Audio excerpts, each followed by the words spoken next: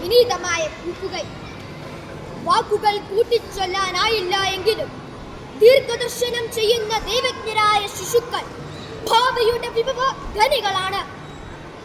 ഒരു രാജ്യത്തിന്റെ മാനവ വിഭവ ശേഷിയാണ് കുട്ടികൾ.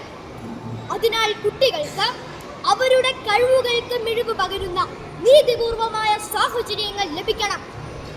ഏതു തരത്തിലും രൂപാന്തരപ്പെടുവാനുള്ള ശൈശവത്തിന്റെ സാധ്യതയായ ശിശു മനുഷ്യന്റെ പിതാവാണ് എന്നാണ് വില്യം വേർഡ്സ്വർത്തിന്റെ വാക്കുകളിൽ ധ്വനിക്കുന്നത്. ശിശുക്കളെ അരികിൽ വിളിച്ച് മടിയിലിരുത്തി ശിശുക്കളെ പോലെയുള്ളവർക്കാണ് സ്വർഗരാജ്യം എന്നരുളുന്ന യേശുദേവൻ ശൈശവ വിശുദ്ധിയും നിഷ്കളങ്കതയും മനുഷ്യ മനസ്സിൽ നിന്ന് മായരുത് എന്ന് നമ്മെ പഠിപ്പിക്കുകയാണ്. കുട്ടികൾ വീട് തകർത്തേക്കാം, എന്നാൽ അവരാണ് ഒരു കുടുംബം ഉണ്ടാക്കുന്നത് എന്ന ചിന്തകനായ തായ് മാർച്ചിന്റെ വാക്കുകളും കുഞ്ഞിനെ എടുക്കുമ്പോൾ കൈ നോവും, താഴെ വെക്കുമ്പോൾ മനസ്സ് നോവും എന്ന പഴമൊഴിയും എല്ലാ കുടുംബ ബന്ധങ്ങളുടെയും കേന്ദ്രം ശിശുക്കളാണെന്ന് വ്യക്തമാക്കുന്നു. ഇന്നത്തെ ബാലകർക്ക് നഷ്ടമാകുന്നത് അവരുടെ ബാല്യമാണ്.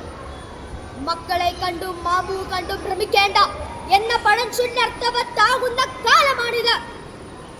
ഒരു വശത്ത് കമ്പ്യൂട്ടറും ഇന്റർനെറ്റും മൊബൈൽ ഫോണും വാട്സപ്പും ഫേസ്ബുക്കും ചാറ്റിങ്ങും ലഹരിയും മുതിർന്നവരുമായുള്ള തെറ്റായ കൂട്ടുകെട്ടുകളും ഇന്ന് കുട്ടികളുടെ മനസ്സിൽ ബാല്യത്തിന്റെ സകല നന്മകളും നശിപ്പിക്കുമ്പോൾ, മറുവശത്ത് ഉപഭോഗ സംസ്കാരം പകരുന്ന ദുഷിച്ചാർത്തിയുടെ തുരപിടിച്ച കണ്ണുകൾ ഇന്ന് നമ്മുടെ കുട്ടികളെ നിഷ്കരണം വേട്ടയാടുകയാണ്. ശാരീരികമായും മാനസികമായും പീഡിപ്പിക്കപ്പെടുകയും ചെയ്യുന്നത് ഇന്നിന്റെ ദുരന്ത കാഴ്ചയാണ്. ഇന്ന് സ്വന്തം വീടുകൾ പോലും പല കുട്ടികൾക്കും സുരക്ഷിതമല്ല. കുഴി ബോംബുകൾക്ക് മുകളിലൂടെ കുഞ്ഞിപ്പാദങ്ങൾ പതിപ്പിച്ചു നടക്കേണ്ട ദുരവസ്ഥയിലാണ് ഭാരതത്തിലെ ശിശുക്കൾ.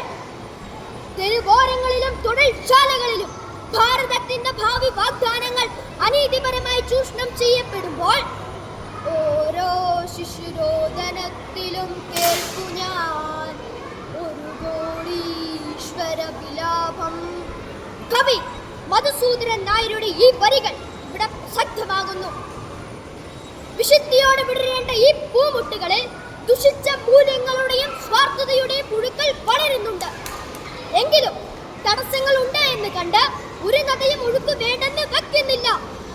എല്ലാ പ്രതിസന്ധികളെയും അതിജീവിക്കാൻ കുട്ടികൾക്ക് കഴിയും. അതിനവരെ ഒരുക്കാൻ മുതിർന്നവർക്ക് കടമയുണ്ട്. അങ്ങനെ സംഘാതമായ ശ്രമങ്ങളിലൂടെ കരുത്തുറ്റ ഭാവിയുടെ പ്രതീക്ഷയായി വളരാൻ എല്ലാ കുട്ടികൾക്കും കഴിയട്ടെ എന്നാശംസിച്ചുകൊണ്ട് നിർത്തുന്നു. നന്ദി, നമസ്കാരം, ജയ് ഭാരത്.